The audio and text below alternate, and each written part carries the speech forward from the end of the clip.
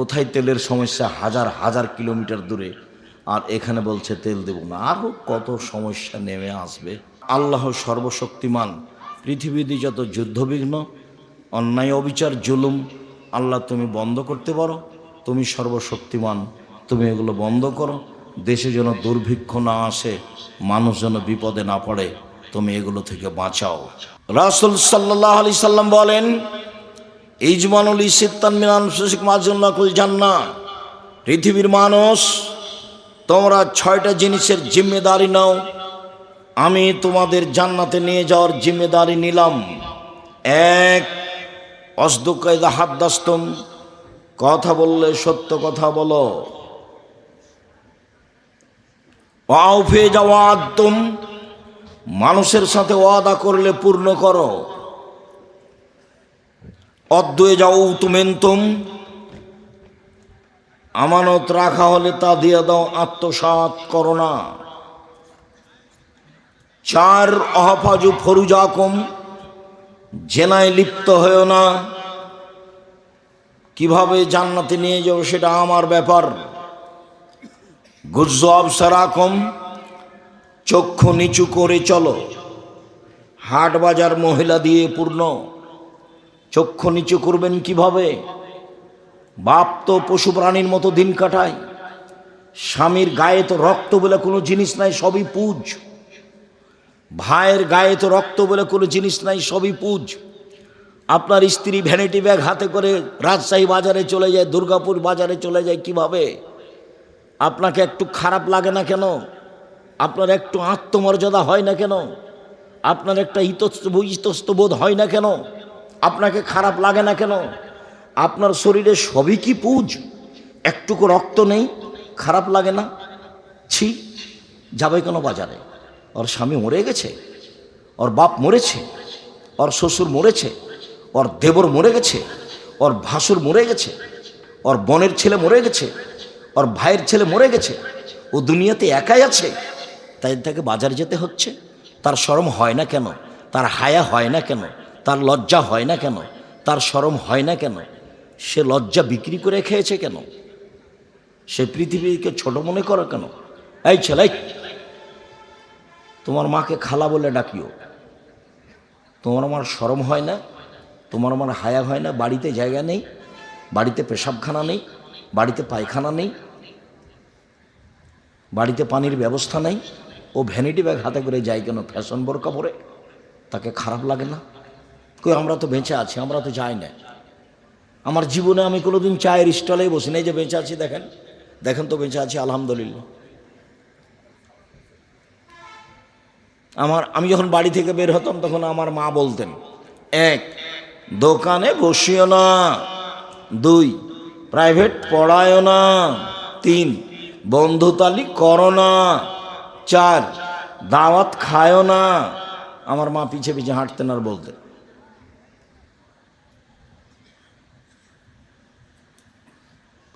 তো দোকানে বসি না তো। আর এখন তো দোকানে বসা খুবই কঠিন। ল্যাংটা মেয়ে নাচে, ওখানে 3জন 4জন বসে থাকে, যে যা দেখেন ওখানে বসে আছে। বুঝে না ওরা, অন্তর আছে বুঝে না, বোঝা দরকার। দেখেও দেখে না ওরা, চক্ষু আছে দেখে না, দেখা দরকার। শোনেও শোনে না ওরা, কান আছে শোনে না, শোনা দরকার। উলায়েকা কাল আনাম, তারা পশু প্রাণীর মতো, তারা গরু ছাগলের মতো, তারা কুকুর শ্রীগুলোর মতো। বালু মাজাল বরং তার চেয়ে খারাপ, পশু প্রাণীর চেয়ে খারাপ। ল্যাংটা মেয়ে নাচে, দোকানে বসে আছে, ওকেই জিজ্ঞাসা করেন, এই ছেলে তোমার আব্বাকে জিজ্ঞাসা করিও তো, টুপি মাথাতে দোকানে বসে আছে, আব্বা আপনি কেমন মানুষ? তখনও বলে নাকি যে আমি পরহেজগার। বলছে যে আব্দুর রাজ্জাক সাহেব খুব দোয়া করেছি, কবুল হয় না। কবুল হবে কি দিয়ে? মোবাইল তো আছে, বিশাল মোবাইল, ল্যাংটা মেয়ে দিন রাত নাচছে। বহুদিন বলেছি যে রাসূল সাল্লাল্লাহু আলাইহি ওয়াসাল্লাম বলেছেন 3টা বিপদ নেমে আসে 3টা পাপের কারণে। 3টা বিপদ নেমে আসে 3টা পাপের কারণে। 1, ভূমিকম্প হবে। 2, আকার আকৃতি পরিবর্তন হবে। সন্ধ্যায় থাকবে মানুষ, সকালে হবে বানর। সন্ধ্যায় থাকবে মানুষ, সকালে হবে শুকুর। এই 2টা প্রাণী হবে, শোর আর বানর। তিন, সমস্যা নেমে আসবে। এই যে দেখেন দুর্ভিক্ষ নেমে আসছে, কোথায় তেলের সমস্যা, হাজার হাজার কিলোমিটার দূরে, আর এখানে বলছে তেল দেব না। আরও কত সমস্যা নেমে আসবে তিনটা পাপের কারণে। এক, সবাই যখন নেশাদার দ্রব্য পান করবে, বিড়ি, তামাক, জর্দা, সিগারেটগুলো, এগুলো নেশাদার দ্রব্য নয়, অথচ নেশাদার দ্রব্য সবাই নির্দ্বিধায় খাচ্ছে, পান করছে। দুই, মানুষ যখন গান বাজনায় মত্ত হবে, দেখেন দোকানপাট সব গান বাজনায় মত্ত।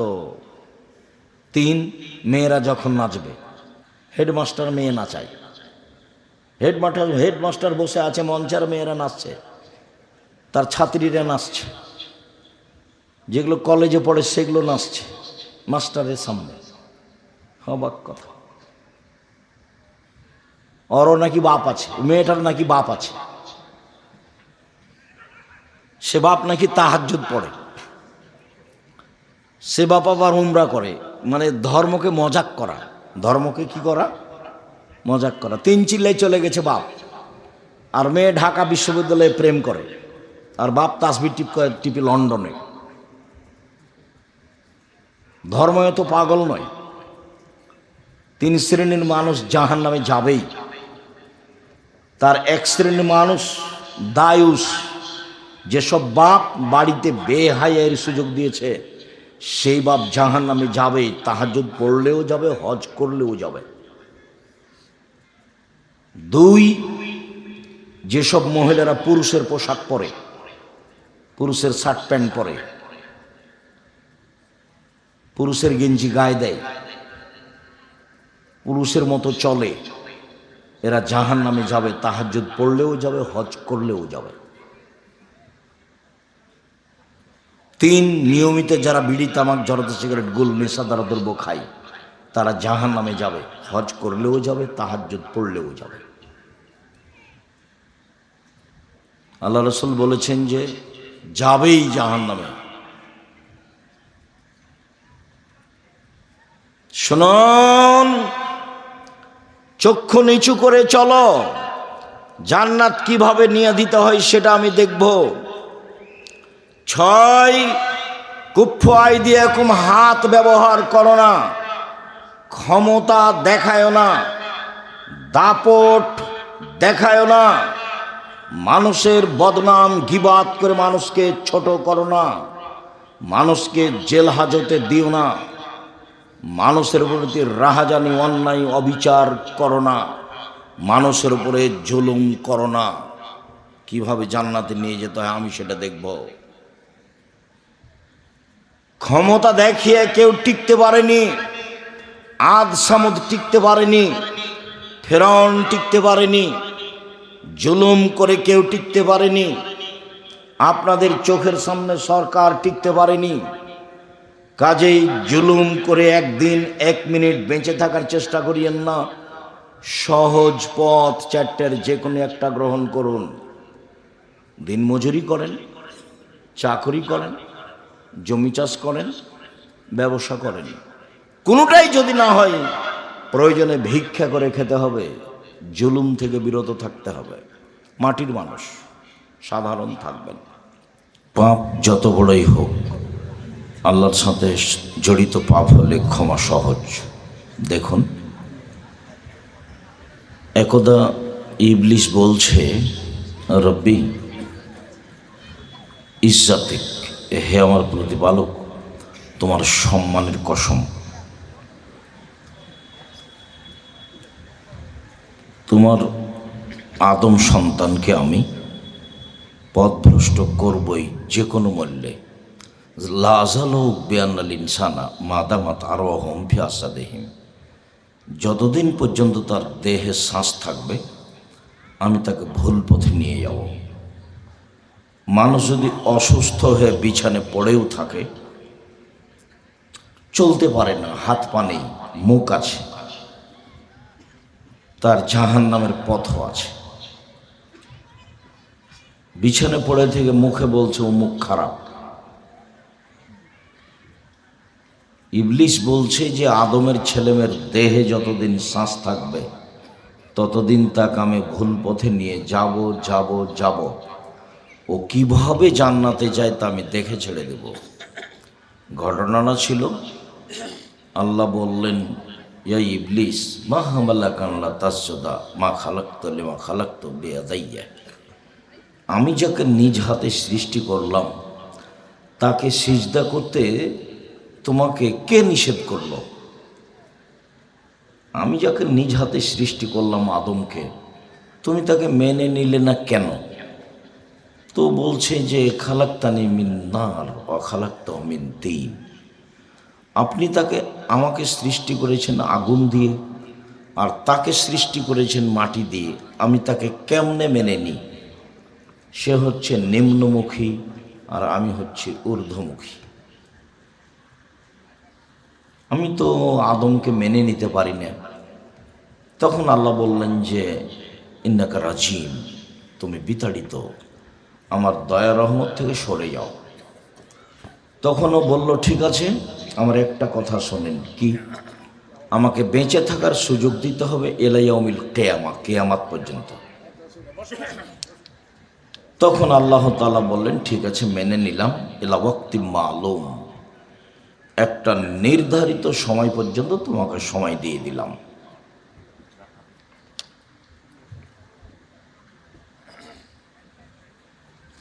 একটা নির্ধারিত সময় পর্যন্ত তোমাকে সময় দিয়ে দিলাম।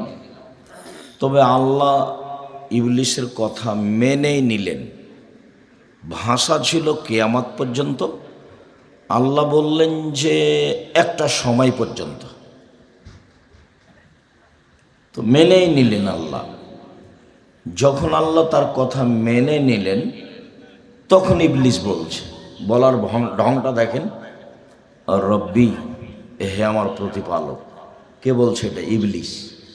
ভাষাটা দেখেন, রব্বি, হে আমার প্রতিপালক, ইজ্জতেক, তোমার সম্মানের কসম। তাহলে ও আল্লাহকে ভালো চিনে। ইজ্জতেক, তোমার সম্মানের কসম। আমি একটা কথা বলি, লাজাল উব্বিয়ানুল ইনসানা মাদামা তারহুম ফি আজাদিহিম। আদম সন্তানের দেহে যতদিন শ্বাস থাকবে, আমি তাকে জাহান্নামের পথে নিয়ে যাব যাব যাব। তোমার সম্মানের কসম করে বলছি। তার মানে হাত নাই, পা নাই, বিছানে পড়ে আছে 10 বছর থেকে, কিন্তু জাহান্নামে যাওয়ার পথ আছে তার কাছে। এ বললো খুব খারাপ, বা ওকে ভোট দিও না, ওকে ভোট দাও, একটা কিছু বলল। তখন আল্লাহ বলছেন, ইবলিস, ও ইজ্জতি ও জালালি ও ইরতেফাই মাকানি, আমার সম্মানের কসম, আমার ইজ্জতের কসম, আমার মর্যাদার কসম, আমার উচ্চতার কসম, লাগফিরান্না লাহুম মাস্তাগফারুনি, ও আমাকে যতবার ক্ষমা চাইবে, ও আমার কাছে যতবার ক্ষমা চাইবে, ততবার আমি ক্ষমা করে দেব। আদম সন্তান আমার কাছে যতবার ক্ষমা চাইবে, ততবার ক্ষমা করে দেব। আর একটু বলি, আনাস রাদিয়াল্লাহু তাআলা আনহু বলেন, একদা আল্লাহ রাসূল বললেন, ইয়াবনা আদম মা দাওয়াতানি ও রাজাউতানি গাফারতু লাকা ওয়ালা উবালি। আদমের ছেলে মেয়ে শোনো, আল্লাহ বলছে, তোমরা যেভাবে ডাকো আমি সেভাবে থাকি, তোমরা যেভাবে শোনো বলো আমি সেভাবে শুনি, তোমরা যেভাবে ডাকো আমি সেভাবে থাকি, তোমরা যেভাবে বলো আমি সেভাবে শুনি। ক্ষমা চাইলে ক্ষমা করে দিই, আমি পরোয়া করি না তোমরা কত বড় পাপী, আমি পরোয়া করি না তুমি কত বড় পাপী, তুমি যেভাবে ডাকো আমি সেভাবে থাকি। আদম সন্তান শোনো, বালাগাত জুনুবুকা আনানাস সামায়ে, তোমার পাপ বেশি হতে হতে হতে যদি আকাশে লেগে যায়, এরপরে যদি তুমি আমার কাছে ক্ষমা চাও, গাফারতো লাকা ওয়ালা উবালি, আমি তোমাকে ক্ষমা করে দেব। আমি পরোয়া করি না তুমি কত বড় পাপী, আমি পরোয়া করি না তুমি কত বড় পাপী। তুমি যেভাবে থাকো, তুমি যেভাবে ডাকো আমি সেভাবে থাকি, তুমি যেভাবে ডাকো আমি সেভাবে থাকি। আমি পরোয়া করি না তুমি কত বড় পাপী। বিচারের মাঠে আবার আল্লাহ আসবেন সব আদম সন্তানের সামনে, এসে বলবেন, জব না দম লাতেই তো কবে করাবিলার যে মাগফিরাতাম, তুমি যে পরিমাণ পাপ নিয়ে উপস্থিত হয়েছ আমি সে পরিমাণ ক্ষমা নিয়ে উপস্থিত হয়েছি। বিচারের মাঠে তোমাদের পাপ আকাশ জমিন পরিপূর্ণ। শোনো, তোমার পাপ যত আমার ক্ষমা তত, তোমার পাপ যত আমার ক্ষমা তত। তোমার যে পরিমাণ পাপ আমার সেই পরিমাণ ক্ষমা, তোমার যে পরিমাণ পাপ আমার সেই পরিমাণ ক্ষমা, যদি শিরক না করে থাকো।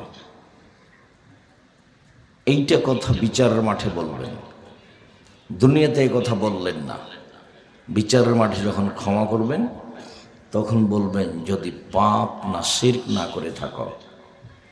শিরক মহাপাপ। যদি বাংলাদেশে বাঁচার কোনো পথ নেই, শিক্ষা প্রতিষ্ঠান হিসাবে আরও বাঁচার পথ নেই। কেননা বাংলাদেশের ইতিহাসে বা বাংলাদেশের মাটিতে এমন কোনো ছেলে জন্ম নেয়নি এ যাবৎ যার একটা মুখের গান বাংলাদেশের ছেলেমেয়েরা তাদের স্কুল কলেজে বলবে। এটা বাঙালিদের জন্য দুঃখজনক ব্যাপার। বাঙালিদেরকে ঠাকুরের গান চয়ন করতে হয়েছে, অথচ ঠাকুর বাঙালিদের শত্রু, ঠাকুর মুসলমানের শত্রু, ঠাকুর ঢাকা বিশ্ববিদ্যালয়ের শত্রু, ঠাকুর জাতির শত্রু। ভারত বাংলাদেশ পাকিস্তানের লোক যেদিন ইংরেজদের হাতে নির্যাতিত, সেদিন ঠাকুর লন্ডনে মুচপাকায়। সেই ঠাকুরের গান আমার ছেলে মেয়ে বলে। আমি আব্দুর রাজ্জাক বিন ইউসুফ দেহে শ্বাস থাকাকালীন ঠাকুরের গান বলতে দেব না, বলবো না ইনশাল্লাহ। দেখি কতদিন টিকে থাকতে পারি। ঠাকুরকে আমি যত ঘৃণা করি পৃথিবীতে, আমি তত ঘৃণা কাউকে করি না।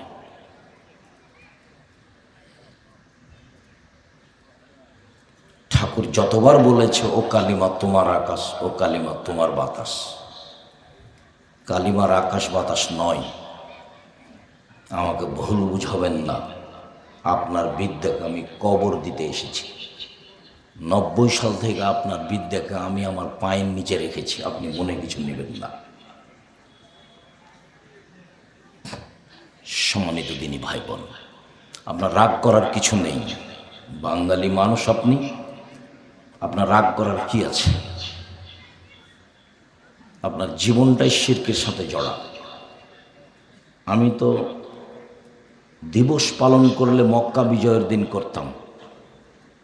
আমি মুসলিম, আমি যদি কোনো দিবস পালন করতাম তো কোন দিন করতাম? আমি মক্কা বিজয়ের দিন করতাম। আমার মুসলমান হিসাবে দিবস পালনের দিন মক্কা বিজয়ের চেয়ে আমার কাছে কোনো দিন পছন্দনীয় নয়। সাথে সাথে আমি যদি শহীদ মিনার তৈরি করতাম, কার করতাম? হামজার করতাম। আল্লাহ রসুল বলছেন, সৈয়দুশ শুহাদায়ে হামজা বিন আব্দুল মুত্তালিব, শহীদদের সর্দার হামজা বিন আব্দুল মুত্তালিব। পৃথিবীতে যত শহীদ হয়েছে, যত শহীদ হচ্ছে, কিয়ামত পর্যন্ত যত শহীদ হবে, সবার সর্দার কে? হামজা রাদিয়াল্লাহু তাআলা আনহু। যেহেতু আমি তার করি না, কিয়ামত পর্যন্ত কারোর জন্য করব না, দেহে শ্বাস থাকাকালীন করব না ইনশাআল্লাহ। বিচারের মাঠে আল্লাহ বলবেন, আদম সন্তান, তোমার পাপ যত আমার ক্ষমা তত, তোমার পাপ যত আমার ক্ষমা তত। তোমার যেই পরিমাণ পাপ আমার সেই পরিমাণ ক্ষমা, তোমার যে পরিমাণ পাপ আমার সেই পরিমাণ ক্ষমা, যদি শিরক না থাকে। প্রত্যেক দিন আল্লাহ তাআলা আকাশ থেকে নেমে আসেন রাতের 3 ভাগের 2 ভাগ পার হওয়ার পরে। প্রত্যেক রাতে পৃথিবীতে যখন যেখানে রাতের 3 ভাগের 2 ভাগ পার হয়, তখন তিনি আকাশ থেকে নেমে আসেন পৃথিবীর সব মাটিতে। প্রথম আকাশে নেমে এসে তিনি বলেন, তোমরা কিছু চাও কি? চাও, চাইলে দেবে। তোমরা কিছু আমাকে বলো কি? বলো, শুনব। তোমরা আমার কাছে ক্ষমা চাও কি? চাও, ক্ষমা করে দেব। মিয়াদুনি ফাস্তাজিব লাহু, যে আমাকে ডাকে আমি তার ডাকে সাড়া দিব। মায়াসলনি ফাউতিয়াহু, যে চাই যা চায় তাকে তাই দিয়ে দেব। মায়াস্তাগফিরুনি ফাগফিরলাহু, যে আমার কাছে ক্ষমা ভিক্ষা চায় তাকে আমি ক্ষমা করে দেব। ফজর পর্যন্ত বলতে থাকেন। আমি তখন ঘুমিয়ে, আপনি তখন ঘুমিয়ে। এটা মানাই না। মুখখান চুপটি করে থাকেন কেন? কিছু বলেন না কেন? মাল্লাম ইয়াসালিল্লাহ একজাব আলাইহে, যে ওর কাছে চায় না তার উপরে ও অসন্তুষ্ট হয়, আর যে চাই তার উপরে খুশি হয়। ঠিক বলেছ, আমি তো দিতে পারি। বলো, আরো বলো, আমি তো দিতে পারি। চাইলে খুশি হয়, না চাইলে বেজার হয়। তার নাম আল্লাহ। তো আল্লাহর সাথে জড়িত পাপ ক্ষমা নেওয়া সহজ, মানুষের সাথে জড়িত পাপ ক্ষমা নেওয়া সহজ নয়। যেমন জেনা মহাপাপ, মহাপাপ। রাসূল সাল্লাল্লাহু আলাইহি সাল্লাম বলছেন, অবিবাহিত ছেলে মেয়ে যদি জেনায় লিপ্ত হয় তাহলে তাকে 100 লাঠি পিটিয়ে এলাকা থেকে 1 বছরের জন্য তাড়িয়ে দিতে হবে। তিনি বলেন, আস-সাইবু বিস-সাইবার রাজম, বিবাহিত ছেলে মেয়ে যদি জেনায় লিপ্ত হয় তাহলে তাকে ইট ঢেল পাথর দিয়ে মেরে মেরে মেরে ফেলতে হবে। বিবাহ করার পরে জেনায় লিপ্ত হলে তার বেঁচে থাকার কোনো পথ নেই। এর পরেও যদি তার বিচার না হয়, সে যদি আল্লাহর কাছে ক্ষমা চায় তাহলে আল্লাহ তাকে ক্ষমা করে দেবেন। তিনি গফফার। মাটির মানুষ, বাস কালকে চলে যেতে হবে। নরম হয়ে অল্প উপার্জন করেন। উপার্জনের পথ 4টে। একটা দিনমজুরি, সন্ধ্যায় টাকা শেষ হবে, করেন, মরলেই শেষ। আর একটা চাকরি, সাধারণত 25 দিনে বেতন শেষ হবে, 5 দিন ধার কর্জে যাবে। আর একটা হলো জমি চাষ, হয় সমান সমান, না হয় লস। আর একটা হলো ব্যবসা। তখন আল্লাহ রাসূল বললেন, সত্যবাদী বিশ্বস্ত ব্যবসায়ীরা নবীগণের সাথে জান্নাতে থাকবেন। আবার কেমন উপার্জন, অবাক উপার্জন। ব্যবসা বাদাম বিক্রিও হতে পারে, ব্যবসা বিদেশের সাথে ইনপুট লাইসেন্সেও হতে পারে। বড় থেকে বড়, ছোট থেকে ছোট। যে ব্যবসায়ী প্রতারণা নেই, ধোঁকা ফাঁকি নেই, সে ব্যবসায়ী নবীগণের সাথে থাকবেন। আমি এ কথা বলিনি, এ কথা মুহাম্মদ সাল্লাল্লাহু আলাইহি সাল্লাম বলেছেন। সম্মানিত দিনী ভাই বোন, অল্প দিন বাঁচতে এসে কারো ক্ষতি করার চেষ্টা করবেন না। যে না যত বড়ই পাপ হোক, যদি আল্লাহকে বলে, আল্লাহ আমার ভুল হয়েছে, আমি জিন্দেগিতে এই কাজে আর যাব না, ইনশাল্লাহ এই পাপ ক্ষমা হবে। সুদ, সুদ মহাপাপ। সুদের পাপের ভাষা শুনলে অবাক হতে হয়। পৃথিবীতে সুদের পাপের ভাষা যেমন, এরকম কোনো পাপের সাথে ভাষা আল্লাহর নবী উল্লেখ করেননি। অবাক ভাষা। তিনি বলছেন, মা এগুলো দিরহাম রেবা ইয়ালাম আসাদ্দমিন সিতাতীয় সালাসিনা জিনিয়া। কেউ যদি জেনে শুনে 1 টাকা সুদ খায়, 36 বার জেনা করে যত পাপ হবে, 1 টাকা সুদ খেলে তার চেয়ে বেশি পাপ হবে। 36 বার জেনা করে যত পাপ হবে। জেনার পাপ তো একটু আগে জানলেন। অবিবাহিত অবস্থায় যদি জেনা করে 100 লাঠি পিটিয়ে 1 বছরের জন্য এলাকা থেকে তাড়িয়ে দিতে হবে। আর বিবাহিত পুরুষ নারী যদি জেনা করে, তাহলে তাকে ইট ঢেল পাথর দিয়ে মেরে ফেলতে হবে, তার বেঁচে থাকার কোনো সুযোগ নেই।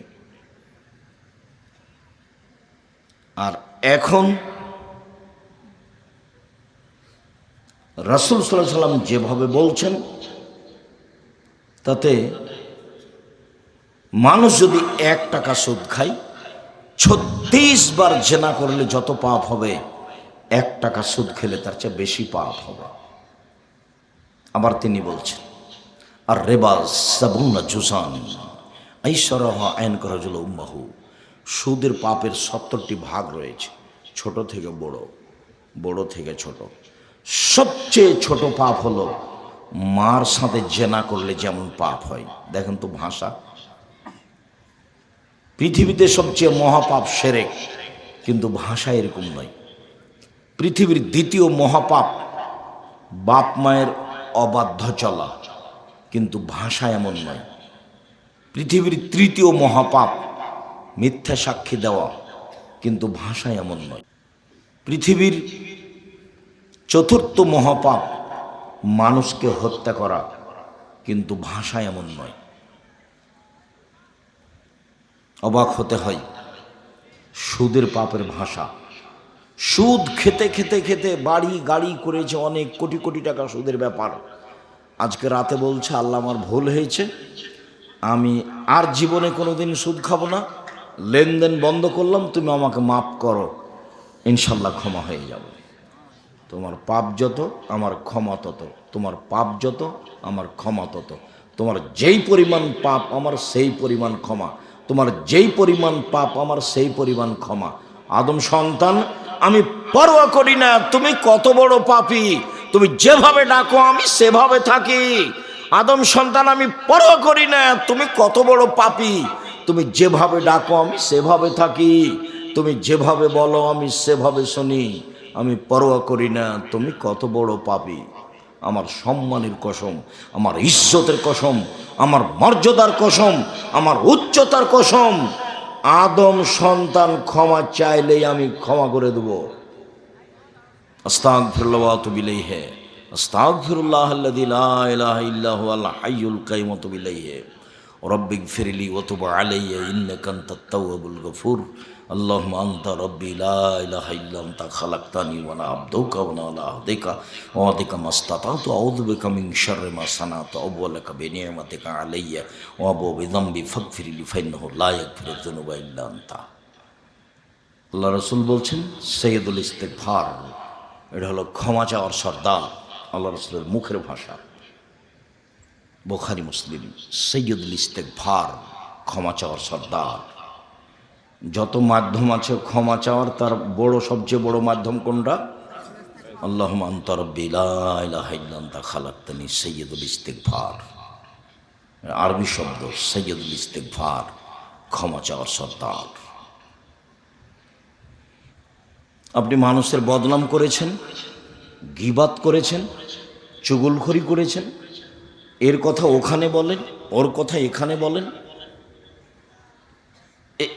এই পাপ ক্ষমা চানা জীবন ক্ষমা হবে না।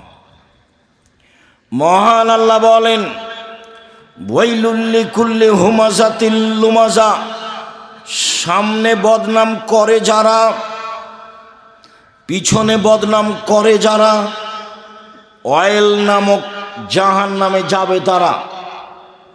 বদনাম করে যারা সুনিশ্চিত ধ্বংস হবে তারা, জাহান্নামে যাবে তারা। জুবাইর ইবনে মুতঈম রাদিয়াল্লাহু তাআলা আনহু বলেন, রাসূল সাল্লাল্লাহু আলাইহি ওয়াসাল্লাম বলেছেন, লা ইয়াদখুলুল জান্নাতা কাত্তাত, অফি রেওয়ায়াতিন নাম্মাম, গীবাত করে যারা তারা জান্নাতে প্রবেশ করবে না।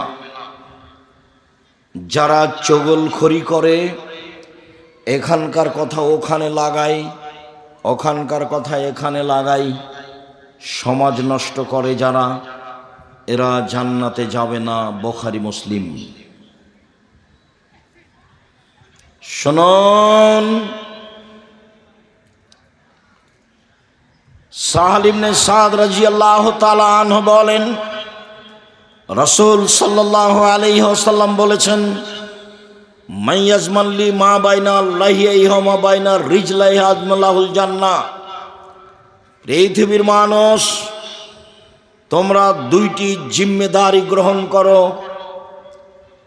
আমি তোমাদেরকে জান্নাতে নিয়ে যাওয়ার জন্য জিম্মেদারি নিলাম। কিভাবে জান্নাতে নিয়ে যাব সেটা আমার ব্যাপার, তবে তোমরা দুইটা জিনিসের জিম্মেদারি গ্রহণ করো। এক, মুখে বদনাম করো না, মুখে গীবাত করো না। দুই, জেনায় লিপ্ত হইও না। বিচারের মাঠে আমি বাকিটুকু দেখে নেব কিভাবে জান্নাতে নিয়ে যাওয়া লাগবে। বুখারী মুসলিম।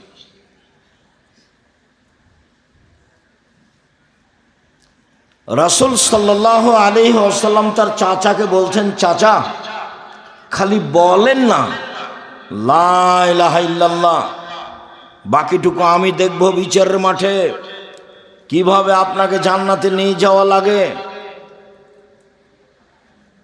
পাশে আবু জাহাল এরা বসেছিল। তারা বলল, আবু তালেব মরার কালে ধর্ম ত্যাগ করবেন, কিয়ামত পর্যন্ত আপনার নামে বদনাম থেকে যাবে। আবু তালেব মরার সময় ধর্ম ত্যাগ করেছে। আবু তালেব শেষ পর্যন্ত বলল, ভাতিজা আমি তোমার কথা গ্রহণ করতে পারলাম না। কিছুদিন পরে চাচা মারা গেল। আলী রাদিয়াল্লাহু তাআলা আনহু এসে বললেন, আপনার চাচা মারা গেছে।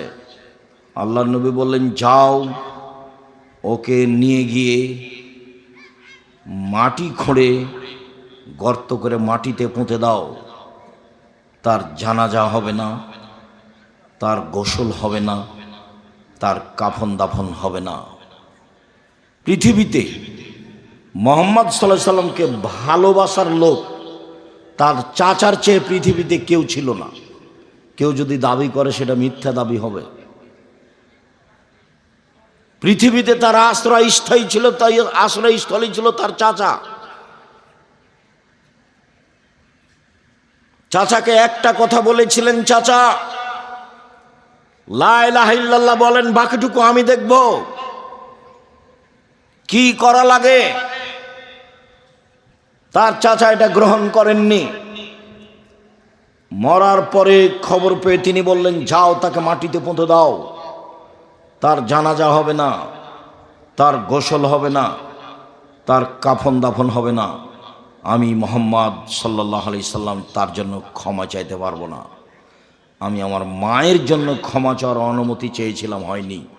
আমি আল্লাহকে বলেছিলাম আমার মায়ের জন্য ক্ষমা চাইতে পারি। আল্লাহ আমাকে বললেন, না। আমার মায়ের কবর দেখতে যেতে পারি? হ্যাঁ, যেতে পারো। ইব্রাহিম আলাইহিস সালাম তার পিতার জন্য ক্ষমা চেয়েছিল, হয়নি। বিচারের মাঠে ক্ষমা চাইবেন, হবে না। শিরক করে মরে বিচারের মাঠে জান্নাত হবে না, শিরক মহাপাপ।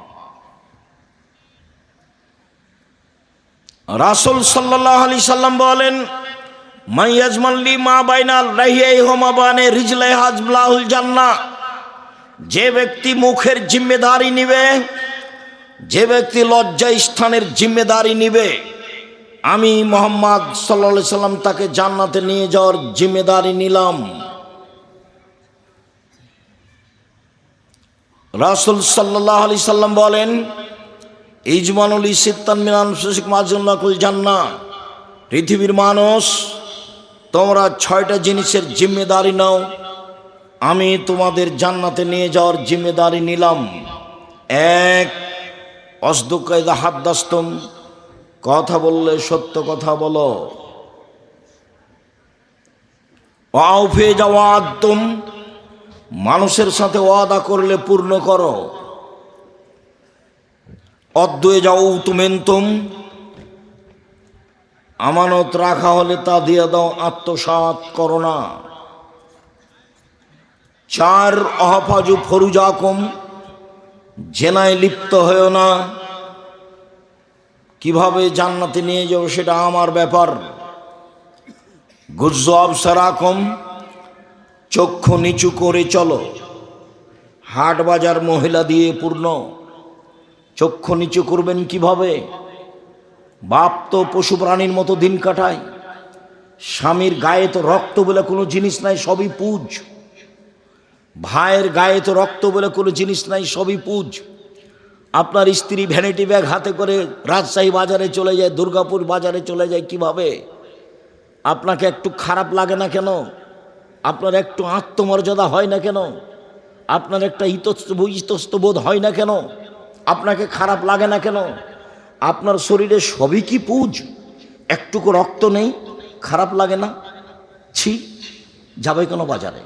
ওর স্বামী মরে গেছে, ওর বাপ মরেছে, ওর শ্বশুর মরেছে, ওর দেবর মরে গেছে, ওর ভাসুর মরে গেছে, ওর বোনের ছেলে মরে গেছে, ওর ভাইয়ের ছেলে মরে গেছে, ও দুনিয়াতে একাই আছে, তাই তাকে বাজারে যেতে হচ্ছে। তার শরম হয় না কেন?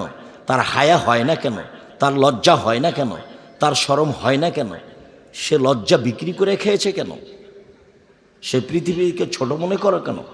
এই ছেলে, তোমার মাকে খালা বলে ডাকিও। তোমার আমার শরম হয় না? তোমার আমার হায়া হয় না? বাড়িতে জায়গা নেই, বাড়িতে পেশাবখানা নেই, বাড়িতে পায়খানা নেই,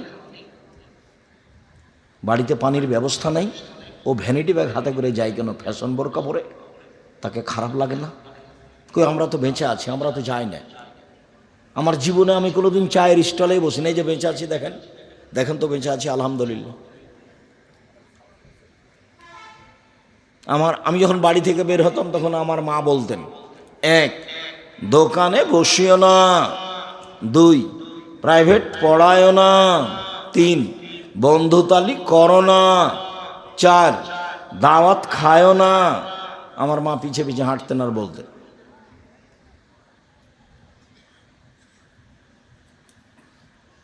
তো দোকানে বসি না তো। আর এখন তো দোকানে বসা খুবই কঠিন। ল্যাংটা মেয়ে নাচে, ওখানে 3 জন 4 জন বসে থাকে, যে যা দেখেন ওখানে বসে আছে। বুঝেও বুঝে না ওরা, অন্তর আছে বুঝে না, বোঝা দরকার। দেখেও দেখে না ওরা, চক্ষু আছে দেখে না, দেখা দরকার। শোনেও শোনে না ওরা, কান আছে শোনে না, শোনা দরকার। উলায়েকা কাল আনাম, তারা পশু প্রাণীর মতো, তারা গরু ছাগলের মতো, তারা কুকুর শ্রীগুলোর মতো। বালুমাজাল বরং তার চেয়ে খারাপ, পশু প্রাণীর চেয়ে খারাপ। ল্যাংটা মেয়ে নাচে, দোকানে বসে আছে, ওকেই জিজ্ঞাসা করেন, এই ছেলে তোমার আব্বাকে জিজ্ঞাসা করিও তো, টুপি মাথাতে দোকানে বসে আছে, আব্বা আপনি কেমন মানুষ? তখনও বলে নাকি যে আমি পরহেজগার। বলছে যে আব্দুর রাজ্জাক সাহেব খুব দোয়া করেছি, কবুল হয় না। কবুল হবে কি দিয়ে? মোবাইল তো আছে, বিশাল মোবাইল, ল্যাংটা মেয়ে দিন রাত নাচছে। বহুদিন বলেছি যে রাসূল সাল্লাল্লাহু আলাইহি ওয়াসাল্লাম বলেছেন 3টা বিপদ নেমে আসে 3টা পাপের কারণে। 3টা বিপদ নেমে আসে 3টা পাপের কারণে। 1, ভূমিকম্প হবে। 2, আকার আকৃতি পরিবর্তন হবে। সন্ধ্যায় থাকবে মানুষ, সকালে হবে বানর। সন্ধ্যায় থাকবে মানুষ, সকালে হবে শোর, শুকুর। এই 2টা প্রাণী হবে, শোর আর বানর। 3, সমস্যা নেমে আসবে। এই যে দেখেন দুর্ভিক্ষ নেমে আসছে। কোথায় তেলের সমস্যা? হাজার হাজার কিলোমিটার দূরে, আর এখানে বলছে তেল দেব না। আরও কত সমস্যা নেমে আসবে 3টা পাপের কারণে। 1, সবাই যখন নেশাদার দ্রব্য পান করবে, বিড়ি, তামাক, জর্দা, সিগারেটগুলো, এগুলো নেশাদার দ্রব্য নয়, অথচ নেশাদার দ্রব্য সবাই নির্দ্বিধায় খাচ্ছে, পান করছে। 2, মানুষ যখন গান বাজনায় মত্ত হবে, দেখেন দোকানপাট সব গান বাজনায় মত্ত। 3, মেয়েরা যখন নাচবে, হেডমাস্টার মেয়ে নাচায়, হেডমাস্টার বসে আছে মঞ্চের, মেয়েরা নাচছে, তার ছাত্রীরা নাচছে, যেগুলো কলেজে পড়ে সেগুলো নাচছে মাস্টারের সামনে। অবাক কথা। ওরও নাকি বাপ আছে, মেয়েটার নাকি বাপ আছে, সে বাপ নাকি তাহাজ্জুদ পড়ে, সে বাপ আবার উমরা করে। মানে ধর্মকে মজাক করা, ধর্মকে কি করা, মজাক করা। 3 চিল্লায় চলে গেছে বাপ, আর মেয়ে ঢাকা বিশ্ববিদ্যালয়ে প্রেম করে, আর বাপ তাসবিহ টিপি লন্ডনে। ধর্ম এত পাগল নয়। 3 শ্রেণীর মানুষ জাহান নামে যাবেই। তার 1 শ্রেণীর মানুষ দায়ুস, যেসব বাপ বাড়িতে বেহায়ার সুযোগ দিয়েছে সেই বাপ জাহান নামে যাবে, তাহাজ্জুদ পড়লেও যাবে, হজ করলেও যাবে। 2, যেসব মহিলারা পুরুষের পোশাক পরে, পুরুষের শার্ট প্যান্ট পরে, পুরুষের গেঞ্জি গায়ে দেয়, পুরুষের মতো চলে, এরা জাহান নামে যাবে, তাহাজ্জুদ পড়লেও যাবে, হজ করলেও যাবে। 3, নিয়মিত যারা বিড়ি, তামাক, জর্দা, সিগারেট, গুল, নেশাদার দ্রব্য খায়, তারা জাহান নামে যাবে, হজ করলেও যাবে, তাহাজ্জুদ পড়লেও যাবে। আল্লাহ রাসূল বলেছেন যে যাবেই জাহান নামে। শুনুন, চক্ষু নিচু করে চলো, জান্নাত কিভাবে নিয়ে দিতে হয় সেটা আমি দেখব। 6, কুফ্ফু আইদিয়াকুম, হাত ব্যবহার করো না, ক্ষমতা দেখায় না, দাপট দেখায় না, মানুষের বদনাম গিবাত করে মানুষকে ছোট করো না, মানুষকে জেল হাজতে দিও না, মানুষের প্রতি রাহাজানি, অন্যায়, অবিচার করো না, মানুষের উপরে জুলুম করো না। কিভাবে জান্নাতে নিয়ে যেতে হয় আমি সেটা দেখব। ক্ষমতা দেখিয়ে কেউ টিকতে পারেনি, আদ সামুদ টিকতে পারেনি, ফেরাউন টিকতে পারেনি, জুলুম করে কেউ টিকতে পারেনি, আপনাদের চোখের সামনে সরকার টিকতে পারেনি। কাজেই জুলুম করে একদিন 1 মিনিট বেঁচে থাকার চেষ্টা করিয়েন না। সহজ পথ 4টার যে কোনো একটা গ্রহণ করুন। দিনমজুরি করেন, চাকরি করেন, জমি চাষ করেন, ব্যবসা করেন, কোনোটাই যদি না হয় প্রয়োজনে ভিক্ষা করে খেতে হবে, জুলুম থেকে বিরত থাকতে হবে। মাটির মানুষ, সাধারণ থাকবেন।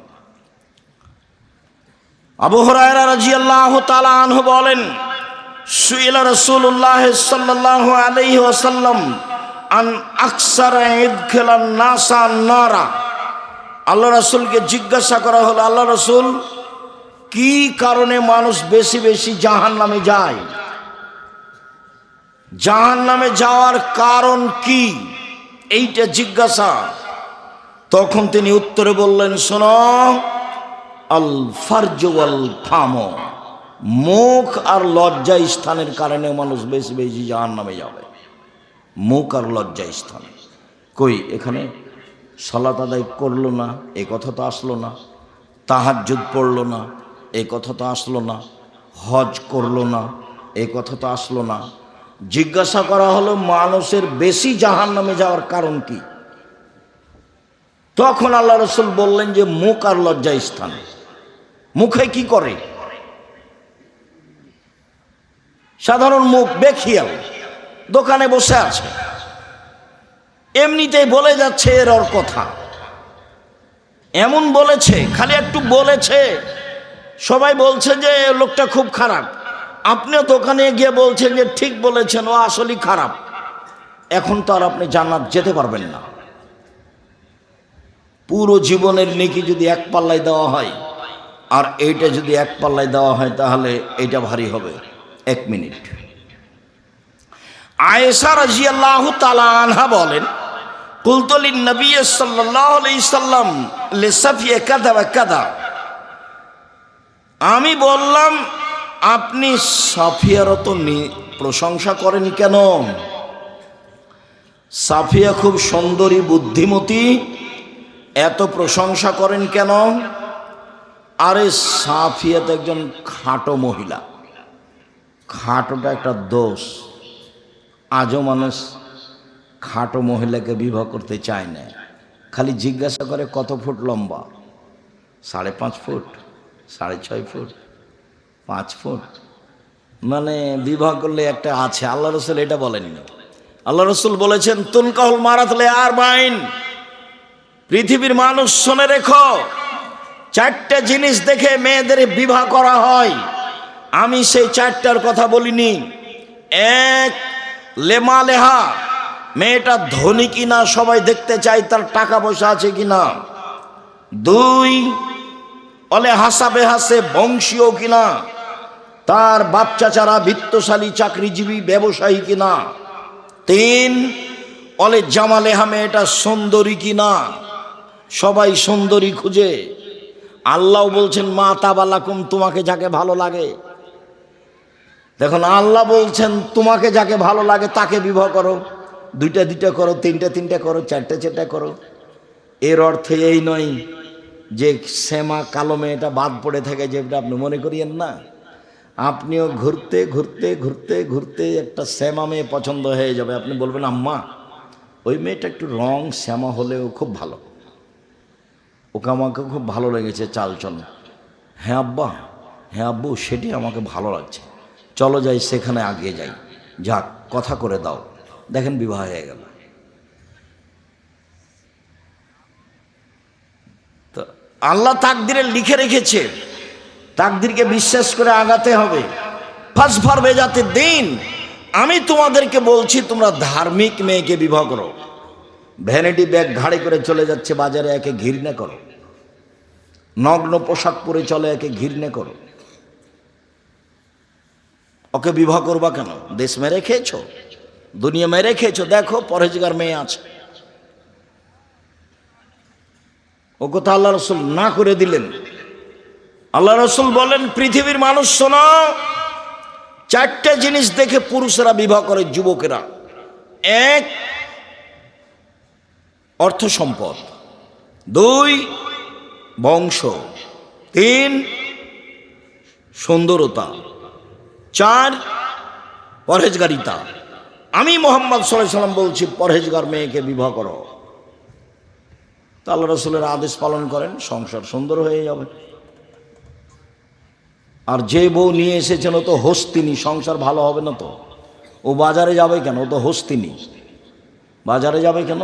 ওর বাজারে যাওয়ার স্বাদ কেন? ও কোন শাড়ি কিনবে ও হাত লাগিয়ে দেখবে কেন? যা নিয়ে এসেছেন তাতেই খুশি। যতদিন পর্যন্ত আপনার স্ত্রী সংসারে এভাবে কথা বলতে না শিখবে, দেখেন কোনভাবে, এইভাবে, আপনি যাতে খুশি আমি তাতে খুশি। চিকন কাপড়ে আপনি খুশি তো আমিও খুশি, মোটা কাপড়ে আপনি খুশি তো আমিও খুশি, লবণ ভাতে আপনি আনন্দিত আমিও আনন্দিত। আমার পক্ষ থেকে কোনো প্রকার অভিমান থাকিবে না, আমার পক্ষ থেকে কোনো প্রকার প্রতিবাদ থাকিবে না, আমার পক্ষ থেকে কোনো প্রকার অভিযোগ থাকিবে না। আমি অভিমান নিয়ে আপনার সাথে সংসার করতে চাই না। যাতে আপনি খুশি আমিও তাতে খুশি, তাহলে শয়তান চুপটি লেগে চলে যাবে। আর যদি ওর কাছে অভিমান থাকে, অভিযোগ থাকে, টিকতে পারবেন না। রাসূল সাল্লাল্লাহু আলাইহি ওয়াসাল্লাম বলেন পৃথিবীর মানুষ, লা তুজুল মুসলিমিনা, মুসলমানদেরকে পরস্পরে কষ্ট দিও না। ওয়ালা তুয়াইরুহুম, ওদের নিন্দা করো না। ওয়ালা তাত্তাবিউ আওরাতিহিম, তোমরা মানুষের বদনাম গীবাত পিছনে পড়ো না। এরপর আল্লাহ রাসূল বলছেন ইন্নাহু মান ইয়াত্তাবিউ আওরাতা আখিহিল মুসলিম, কেউ যদি তার মুসলিম ভাইয়ের বোনের বদনাম করে, ইয়াত্তাবিউল্লাহু তাআলা আওরাতাহু, তাহলে আল্লাহ তার পিছনে পড়ে যাবেন। আল্লাহ তার বদনাম করেই ছাড়বেন। ওমাই ইয়াত্তাবিল্লাহু আওরাতাহু ইয়াফজাহু ওয়ালাউ কানা ফি জাওফির আহলিহি। আর যদিও মানুষের বদনাম করে, আল্লাহ যদি তার পিছনে লেগে যায়, তাহলে তাকে আল্লাহ অপমান করেই ছাড়বেন, সে তার বাহনের ভিতরে লুকিয়ে গেলেও। শেষ বাক্যটি এখনো বুঝাতে পারেনি। আল্লাহর নবী বলছেন, একজন মানুষ আপনার বদনাম করার পরে যদিও তার উটের পেটের ভিতরে ঢুকে যায়, তবু আল্লাহ তাকে উটের পেটের ভিতরে তাকে অপমান করেই ছাড়বেন। কেন? ওর বিরুদ্ধে এখন আল্লাহ চলে গেছেন। তো মানুষ কি মানুষ বদনাম করার পরে উটের পেটের ভিতরে ঢুকবে? বদনাম করার পরে চলে যেতে পারে কোনো দেশে, তো চলে যাক না, পাথরের মধ্যে ঢুকে যাক না। এখন তার বদনাম করার জন্য কে লেগেছে? আল্লাহ লেগেছে। তাকে অপমান করেই ছাড়বে, তার বাঁচার পথ নেই। সম্মানিত দিনী ভাই বোন, আনাস রাদিয়াল্লাহু তাআলা আনহু বলেন, রাসূল সাল্লাল্লাহু আলাইহি ওয়াসাল্লাম বলেছেন, আমাকে একবার মেরাজে উপরে নিয়ে যাওয়া হচ্ছিল। দেখি অনেক মানুষ, তাদের লম্বা লম্বা তামার নখ, একমেশন ওজুহম সুদুরাহম, নখ দিয়ে মুখমণ্ডলকে খামচে তুলে ফেলছে, গোস্ত বুকের উপরে খামচা মেরে গোস্ত তুলে ফেলছে। আমি বললাম, জিবরাইল, এরা কারা? অবাক হয়ে গেলাম। নিজের নখ দিয়ে নিজের মুখের গোস্ত তুলে ফেলছে, এরা কে? তখন জিবরাইল বললেন, আল্লাযীনা ইয়াকুনা ফি আরাজিন নাস, এরা হচ্ছে ওরা যারা মানুষের বদনাম করতো, তাদের এই অবস্থা। জীবনে মানুষের বদনামে নামিয়েন না। রাসূল সাল্লাল্লাহু আলাইহি ওয়াসাল্লাম বলছেন, মান কানা জাওয়াজাইনে ফিদ দুনিয়া কানা লিসানানে মিন নার ইয়াউমাল কিয়ামা। দুনিয়াতে কারো যদি দুইখান মুখ হয়, দুনিয়াতে কারো যদি দুইটা মুখ হয়, তাহলে বিচার মাঠে তার এক মুখে থাকবে দুইটা আগুনের জিহ্বা। দুনিয়াতে দুইটা মুখ মানুষের হয়, মানুষে বলে আরে ছাড়ো, ধুমোখার কথা ছাড়ো, এটা মানুষে বলে। আল্লাহর নবীও বলছেন যে যার মুখ দুইটা, মানে এখানে এক কথা ওখানে এক কথা, বিচারের মাঠে তার মুখে হবে দুইটা আগুনের জিহ্বা। কেমন হতে পারে পরিবেশ? তিনি বলছেন, আশারুন নাসে ইয়াউমাল কিয়ামা, বিচারের মাঠে সবচেয়ে নিকৃষ্ট বদ মানুষ সেই আল্লাযী ইয়াতিহাউলায়ে ওয়া ইয়াতিহাউলায়ে, যে এখানে এক কথা সেখানে আরেক কথা, এখানে এক কথা ওখানে আরেক কথা চুগলখড়ি করে বেড়াই। বুখারী মুসলিম। এ হচ্ছে সবচেয়ে বদ খারাপ মানুষ। জরুরি কথা, আবু সাঈদ খুদরি রাদিয়াল্লাহু তাআলা আনহু বলেন, খারাজা রাসূলুল্লাহ সাল্লাল্লাহু আলাইহি ওয়াসাল্লাম ফিতরে নওয়াজ আল মুসাল্লা। একদা আল্লাহর নবী ঈদুল আজহা এবং ঈদুল ফিতরে আসলেন, ঈদের মাঠে আসলেন। আপনাদের ঈদের মাঠে এভাবে ডাকে নাকি? আসেন আসেন, না 4 মিনিট আছে, ডাকে এরকম? সাবধান, ডাকে না যেন। আল্লাহ রাসূল বলছেন, লা আযান ওয়ালা ইকামা ওয়ালা নিদা, আজান নেই, ডাক নেই, একামাত নেই। জি না, আমি কথা শেষ করব তারপরে। আজান নাই, একামাত নেই, ডাক নেই। শুনুন, রাসূল সাল্লাল্লাহু আলাইহি ওয়াসাল্লাম বলেন, ইয়া মাশারান নিসা তাসাদ্দাকনা ফাইনে উরিতাকুন্না ইলা আকসারা আহলিন নার। মহিলারা, তোমরা দান করো, আমি তোমাদেরকে অধিকাংশ জাহান্নামে দেখছি। জাহান্নাম বলতে নারী আর নারী, জাহান্নামের অধিকাংশ মানুষই নারী। জাহান্নাম বলতে নারী আর নারী, জাহান্নামের অধিকাংশ মানুষই নারী। যখন আল্লাহর নবী এই কথা বললেন, তখন মহিলারা বললেন, লিমা বেমা ইয়া রাসূলুল্লাহ, আল্লাহর নবী কেন? আমরা বেশিরভাগ জাহান্নামে যাবে কেন? আমাদের বেশিরভাগ জাহান্নামে যাওয়ার কারণ কি? তখন তিনি 3টা কথা বললেন। এক, তুকসিরনা লানা, তোমরা বেশি অভিশাপ করো, খুচরা কথা বলো, বদনাম তাদের মুখে বেশি। তারাই দিন রাত বলে, অমুক মেয়ে এমন, অমুক ছেলে এমন, তার স্বামী এমন, তার বোন এমন, তার ভাই এমন, দেখবেন যে তাদের মুখে সব সময় খুচরা কথা। মহিলারা জাহান্নামে যাবে তার এক নম্বর কারণ হচ্ছে তাদের মুখে অভিশাপ বেশি, খুচরা কথা বেশি, বদনাম বেশি, গীবত বেশি, সেই জন্য জাহান্নামে যাবে। 2, তাকফুরনা নাসিরা, তারা স্বামীকে মেনে চলে না, সেই জন্য জাহান্নামে যাবে। 4টে আমলের ভিত্তিতে একজন মহিলা জান্নাতে চলে যাবে। 1, 5 ওয়াক্ত সালাত। 2, রমজান মাসের সিয়াম রোজা। 3, স্বামীকে মেনে চলা। 4, জেনায় লিপ্ত না হওয়া। এই 4টা কর্ম যার আছে, জান্নাতের সব দরজা খোলা তার জন্য। একদিকে আল্লাহ রাসূল বললেন তার জন্য জান্নাতের সব দরজা খোলা, আর আরেক দিকে আল্লাহ রাসূল বলছেন জাহান্নাম বলতে নারী আর নারী, জাহান্নামের অধিকাংশ মানুষই নারী। মহিলারা জিজ্ঞাসা করল কেন? তখন তিনি উত্তরে বললেন, 1, তারা অভিশাপ করে, বদনাম গীবাত করে, এই জন্য। 2, তারা স্বামীকে মেনে চলে না, এই জন্য। 3, মারাইতু মিন নাকিসাত আকলিন ওয়া দীনিন আযহাবুল রব্বিল রাজুলিল হাজমিন ইহদাকুন্না, আমি দেখিনি তোমাদের চেয়ে কাউকে ও নারী জাতি, আমি দেখিনি তোমাদের চেয়ে কাউকে ও নারী জাতি বুদ্ধি কম হওয়ার নষ্ট করতে পারে। তোমরা এমন জাতি যে বুদ্ধিমানের বুদ্ধিকে নষ্ট করতে পারো, তোমরা এমন জাতি যে বুদ্ধিমানের বুদ্ধিকে নষ্ট করতে পারো। একবার হাসি মুখে কথা বললেই ঈমান অর্ধেক হয়ে যায়। এ কথা আমি বলিনি, এ কথা মুহাম্মদ সাল্লাল্লাহু আলাইহি ওয়াসাল্লাম বলেন, হাদিস বুখারী মুসলিম। এই 3টে কারণে তারা বেশি জাহান্নামে যাবে। ও মোবাইলে কথাই বলবে না, তার আব্বার মোবাইলে বারবার রিং হচ্ছে। বহুদিন বলেছি মেয়ে মোবাইল ধরতে পাবে না, শেষ পর্যন্ত যদি ধরেই তাহলে অন করে বলবে আসসালামু আলাইকুম, কে বলছিলেন? এখন আমার আব্বা বাড়িতে নেই, কিছুক্ষণ পরে বলিয়েন আসসালাম, এই পর্যন্ত একটু কড়া করে বলবে। সেখানে ভাষা নরম করে কিছু বললে সেই পুরুষ সেই নাম্বারটা ধরে রাখবে আমার কথা বলার জন্য।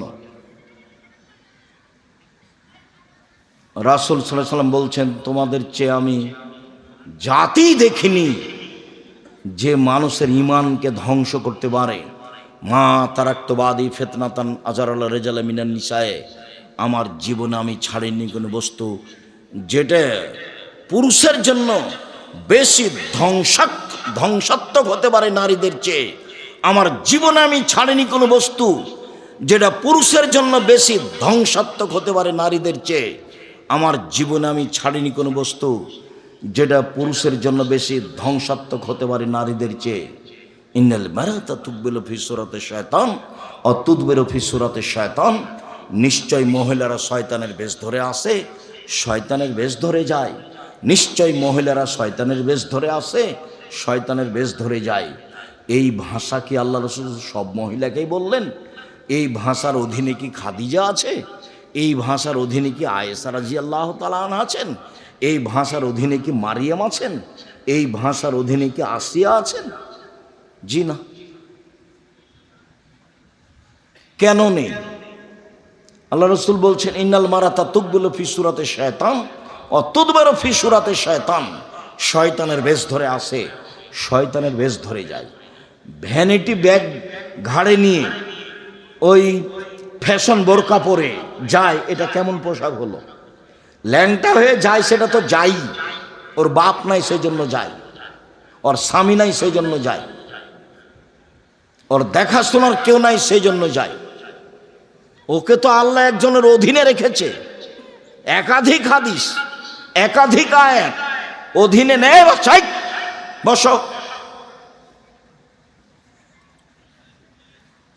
সম্মানিত দিনী ভাই বোন, রাসূল সাল্লাল্লাহু আলাইহি ওয়াসাল্লাম একদা বলছেন, তোমাদের কি হবে, যুগের কি হবে? তোমাদের কি হবে, যুগের কি হবে। এই যে অবকিতুম ফি হোসালাতে মিনান নাস, যখন তোমরা আগাছার মাঝে থাকবে, সমাজের সবাই হবে আগাছা, কেউ ভালো মানুষ থাকবে না, সেদিন তোমাদের কি হবে, সেদিন যুগের কি হবে, সেদিন তোমাদের কি হবে, সেদিন যুগের কি হবে। আমানতদারি বলে কোনো জিনিসই থাকবে না, মতবিরোধ বেড়ে যাবে, কেউ কাউকে মানবে না। দেখো দেখো দেখো মতবিরোধ কিভাবে মানুষের মধ্যে বাড়বে। ডান হাতের আঙ্গুল বাম হাতের আঙ্গুলের মধ্যে ঢোকালেন, মতবিরোধ মানুষের মাঝে এইভাবে ঢুকে যাবে, কেউ কাউকে মানবে না। তখন তোমাদের কি হবে, যুগের কি হবে, তোমাদের কি হবে, যুগের কি হবে। বলেন কি হবে, আপনি বলেন কি করতে হবে, আপনি বলেন। তখন বলছেন শোনো, আলজেম লেসানাক, মুখখান বন্ধ রেখো, বাস, পরিস্থিতি যতই জটিল হোক।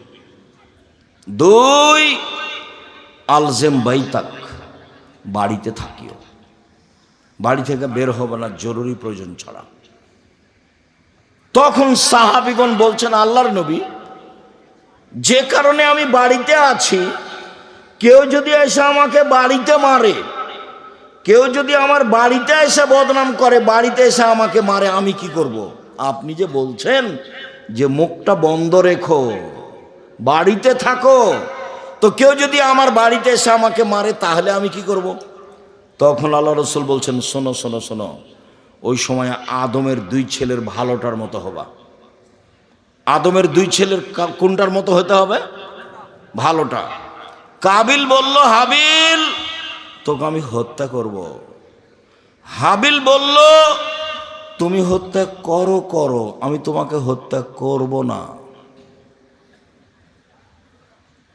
মুখামুখি যাবেন না।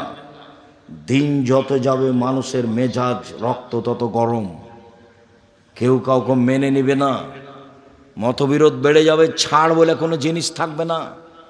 অথচ রাসূল সাল্লাল্লাহু আলাইহি ওয়াসাল্লাম, আল্লাহ তাআলা বলছেন তিনটা গুণের ভিত্তিতে মানুষ জান্নাতে যাবে।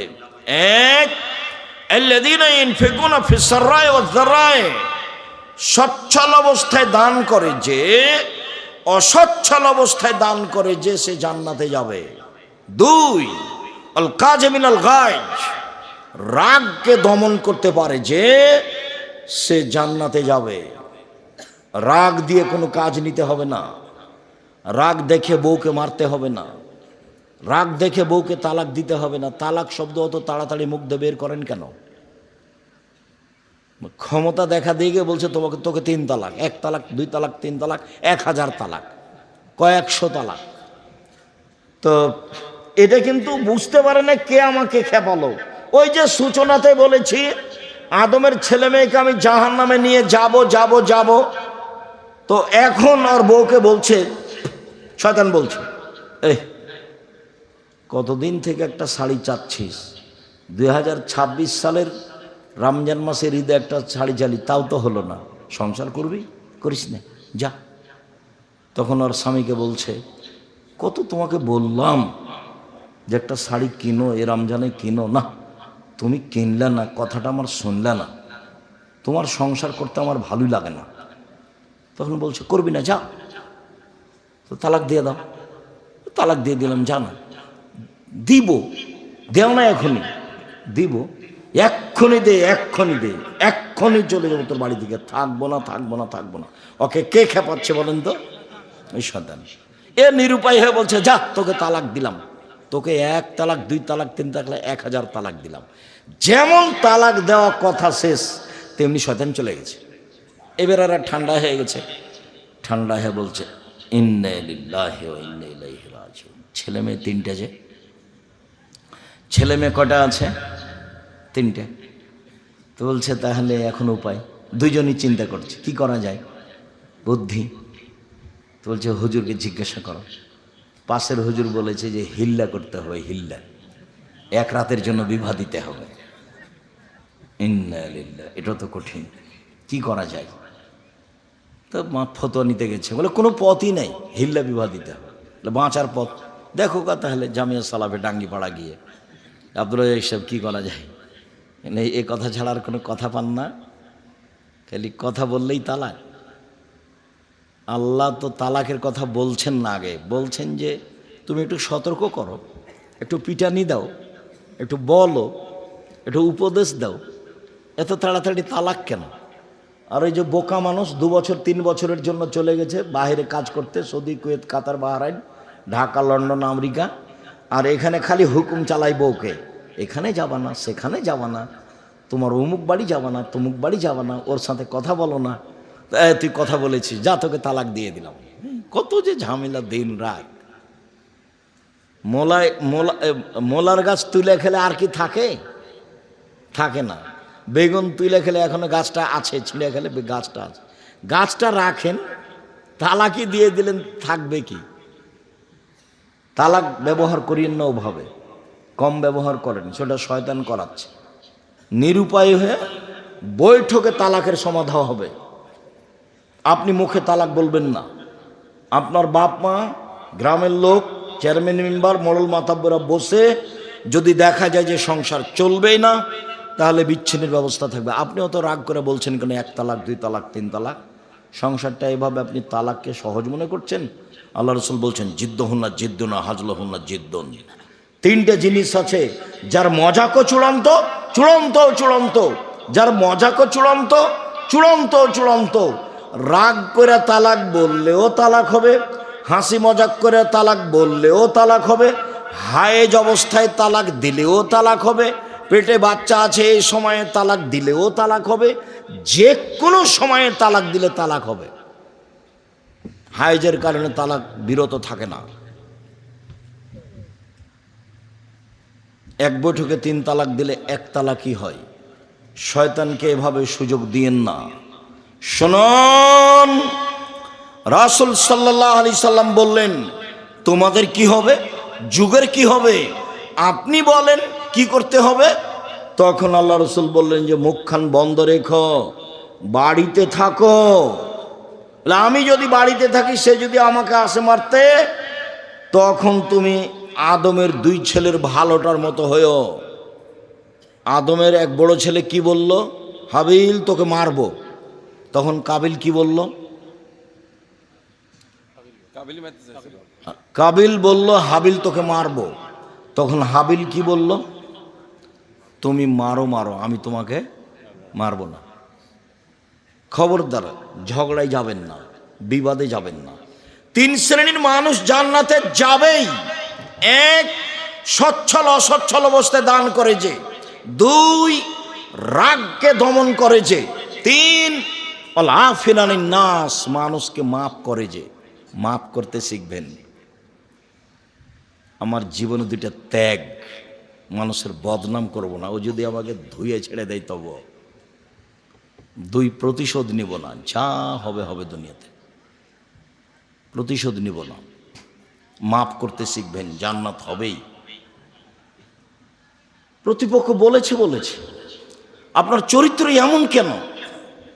রাসূল সাল্লাল্লাহু আলাইহি সাল্লাম বলছেন আপনি সদাচরণের আলোচনা দেখেন। রাসূল সাল্লাল্লাহু আলাইহি সাল্লাম বলছেন আল মুমিনুনা কারাজুলিন ওয়াহিদ, সারা পৃথিবীর মানুষ হলো একজন। ইনিস্তাকা আইনু ইস্তাকা কুল্লুহু, যদি চোখে ব্যথা হয় সম্পূর্ণ শরীরে ব্যথা বুঝে, যদি মাথায় ব্যথা হয় সম্পূর্ণ শরীরে ব্যথা বুঝে, মানে একজন আর একজনের কষ্ট বুঝে, তাই হলো মুসলিম। কেন আপনি এরকম হলেন যে ও যদি বিপদে পড়ে তাহলে আপনি বলছেন ঠিক হয়েছে ঠিক হয়েছে? এটা কোন চরিত্র? এটা কোন আচরণ? মানুষকে মাফ করতে শিখুন, জান্নাত হবে ইনশাআল্লাহ। সম্মানিত দিনী ভাই বোন, বলছিলাম রাসূল সাল্লাল্লাহু আলাইহি সাল্লাম মানুষের বদনাম গীবাত করা তো বহুদূরের কথা, তিনি মানুষের বদনাম গীবাত থেকে বিরত থাকার চেষ্টা করতেন। তিনি মানুষের দোষ ত্রুটি ঢেকে রাখার চেষ্টা করতেন।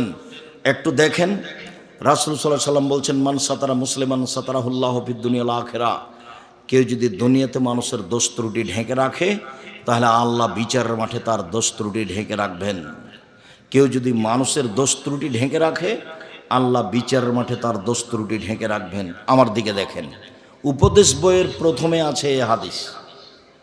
বইটা আপনার জন্য লেখা হয়েছে, পাল্টা আমাকে পড়তে বলছেন, তাহলে তো হয় না। আলিতেসাম পত্রিকা আপনার টাকা দিয়ে ছাপানো হয়, 16 থেকে 20,000 পত্রিকা ছাপান আপনি, কেন আপনি পড়েন না? উপদেশ বই নিয়ে যাবেন, আপনি দেখবেন, দুয়ার বই আপনি পড়বেন, ওই জন্য লেখা হয়েছে। চেষ্টা করেছি অক্ষরে অক্ষরে মুখে রাসূল সাল্লাল্লাহু আলাইহি সাল্লামের আল্লাহর কথা বলা, কোনো কিস্সা কাহিনী না বলা, কলমে মিথ্যা কথা না লেখা, কোনো কিস্সা কাহিনী না বলা, মিডিয়ায় মিথ্যা কথা না বলা, কোনো কিস্সা কাহিনী না বলা। চেষ্টা করেছি শুধু আপনার জন্যই। বিচারের মাঠে আল্লাহ তাআলা একটা লোককে এভাবে তার বাহু দিয়ে অন্তরাল করে নেবেন, অন্তরাল করে নিয়ে তার আমলনামা তার সামনে তুলে ধরে বলবেন, দেখো তো এটা তোমার আমলনামা, তুমি পড়ো তো এখানে কি আছে, এটা কি তোমার আমলনামা? জি। তুমি কি মনে করছো যে আমার ফেরেশতা অন্যায় লিখেছে? জি না, আপনার ফেরেশতা অন্যায় লিখেছে এটা আমি বলছি না। তখন আল্লাহ বলবেন, তুমি কি আমাকে কিছু বলতে চাও? জি না, আমি আপনাকে কিছু বলতে চাই না। তখন আল্লাহ বলবেন, শোনো, মানুষ হিসাবে তুমি মানুষের দোষ ত্রুটি ঢেকে রাখতে, প্রকাশ করতে না, আমি বিচারের মাঠে আমি আল্লাহ তোমার দোষ ত্রুটি ঢেকে রাখবো না। যাও, তোমার দোষ ত্রুটি মানুষের সামনে পেশ করলাম না, তুমি জান্নাতে যাও। আর আপনি সাংবাদিকতার চাকরি নিয়েছেন, মানে মানুষের দোষ ত্রুটি কি করা, তলিয়ে তলিয়ে দেখে পেপার পত্রিকা দেওয়া, ভিক্ষা করে খাওয়া ভালো। এই পথ আপনাকে কে বাছাই করতে বলল? আমি বলিনি কোনো দিন। মানুষের দোষ ত্রুটি আপনাকে এরকমভাবে প্রকাশ করতে ভালো লাগে কেন? 1 মিনিট। একজন সাহাবী এসে বলছেন আল্লাহর নবীকে, ইয়া রাসূলুল্লাহ, তাহের নিয়ে আমাকে পবিত্র করুন।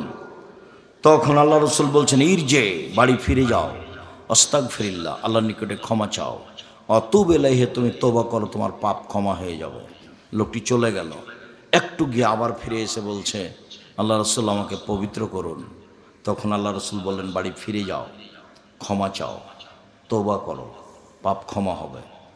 তাহলে আল্লাহ রসুল বুঝতে পেরেছেন পাপ বড় আছে, কিন্তু জিজ্ঞাসা করছেন না যে কেন তোমাকে পবিত্র করব।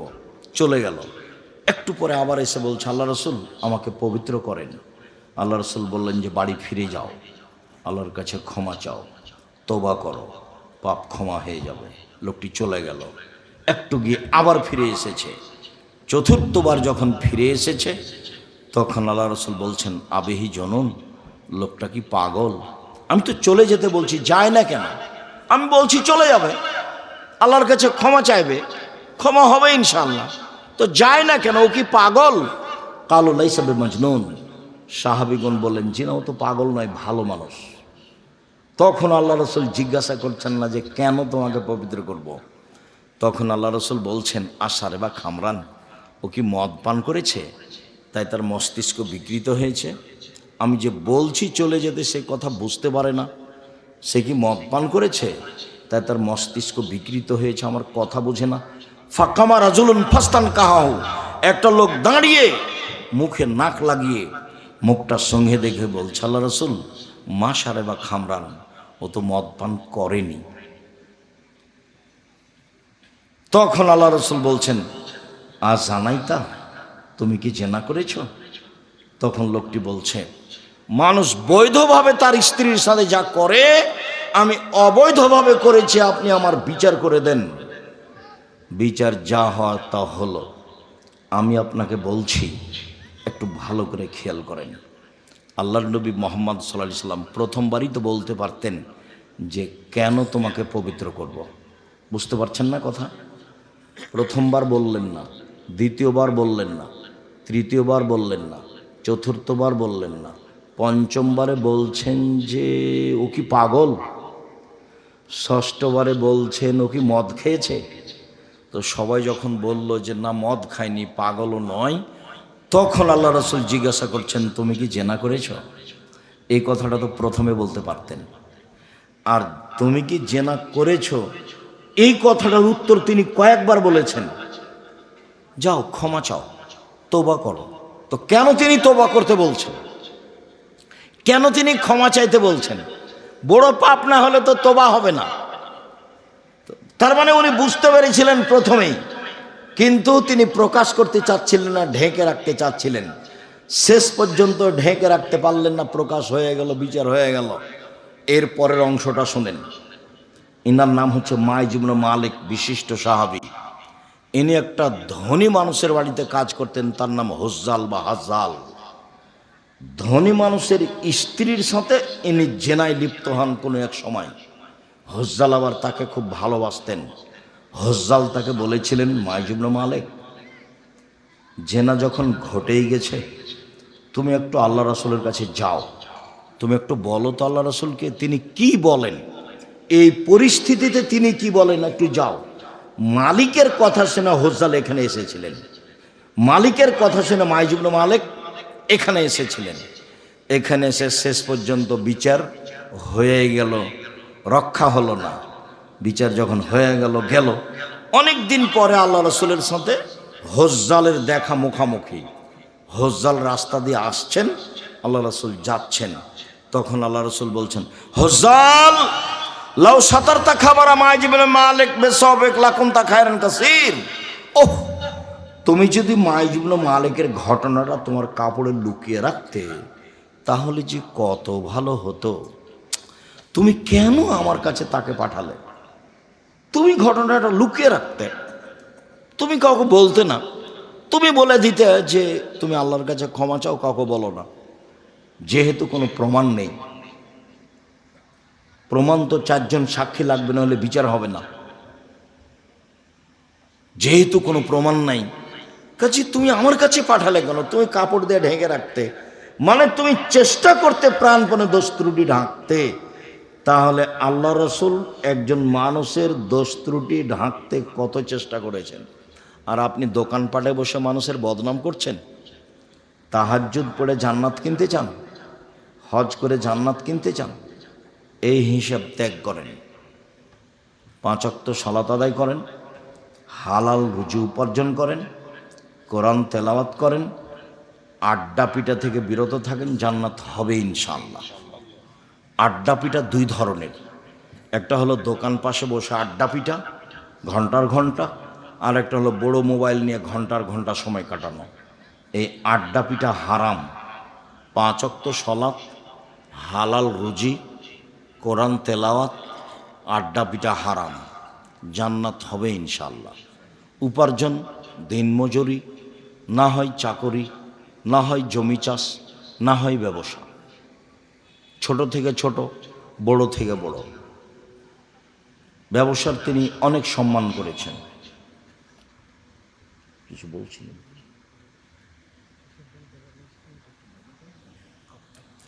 সম্মানিত দিনী ভাই বোন, আমি আপনাদেরকে আরেকটু বলি, অল্প দিন বাঁচতে এসে মানুষের বদনাম গীবাত করে পরকাল হারার চেষ্টা করিয়েন না।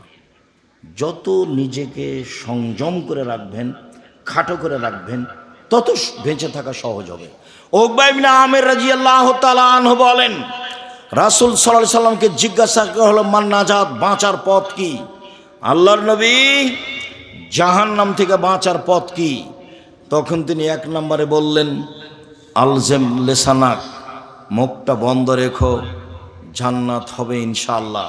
2, অলিয়াসা বাইতুক, বাড়িকে প্রশস্ত রাখো, জরুরি প্রয়োজন ছাড়া বাড়ির বাইরে যাবা না। এটা জীবনের চরিত্রের সাথে গড়ে নাও। জরুরি প্রয়োজন ছাড়া বাড়ির বাইরে যাওয়া হবে না। রাত 10টায় ঘুমিয়ে যেতে হবে যে কোনো মূল্যে। সবাই মিলে 5 ওয়াক্ত সালাত আদায় করতে হবে, করতেই হবে। জীবনের সলাতি এমন একটা ইবাদত যা মানুষের সাথে আপোষ করে না।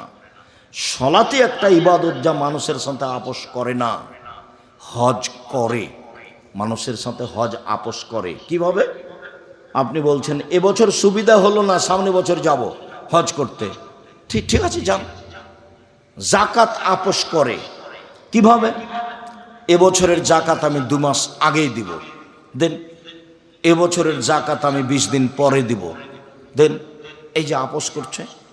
সিয়াম, রমজানের রোজা, সিয়াম আপোষ করে। কি? শরীরটা আজকে ভালো লাগে না, ছেড়ে দেন, পরে করিয়েন।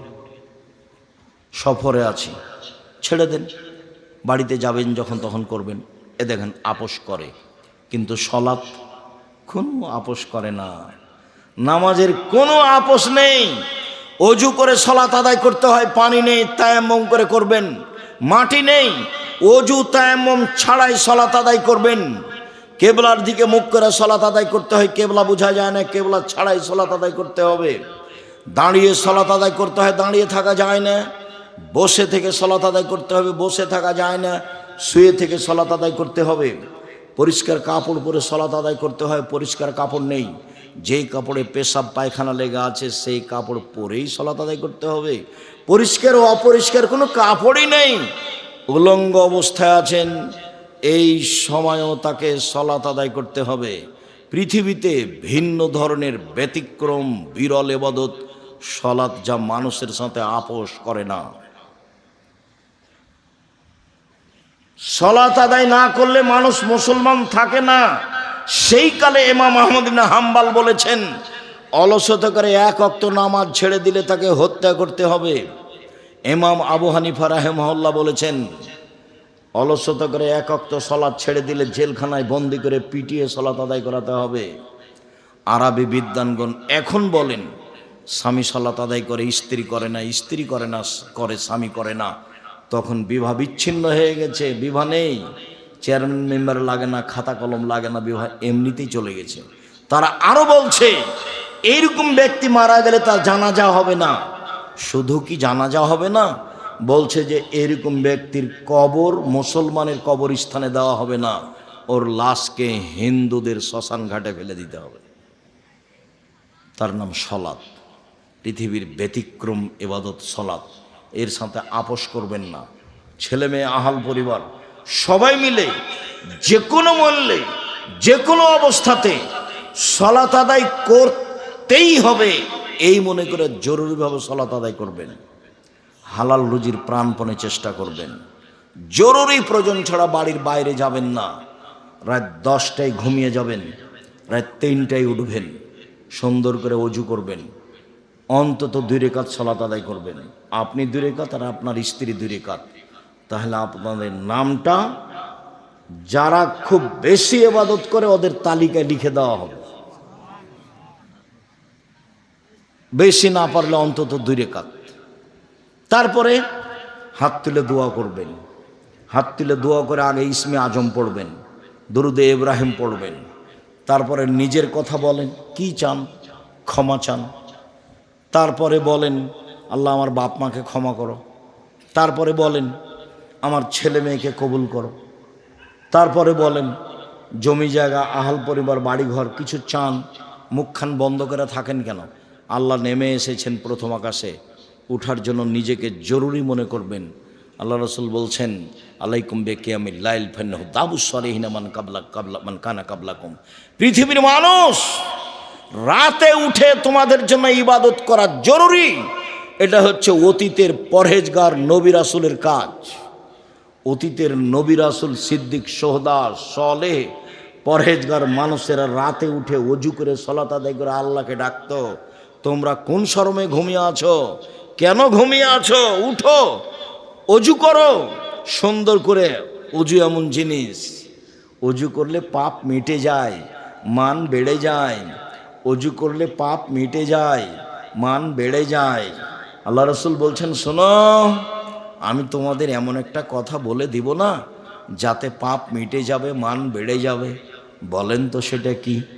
সুন্দর করে অজু করলে পাপ মিটে যায়, মান বেড়ে যায়।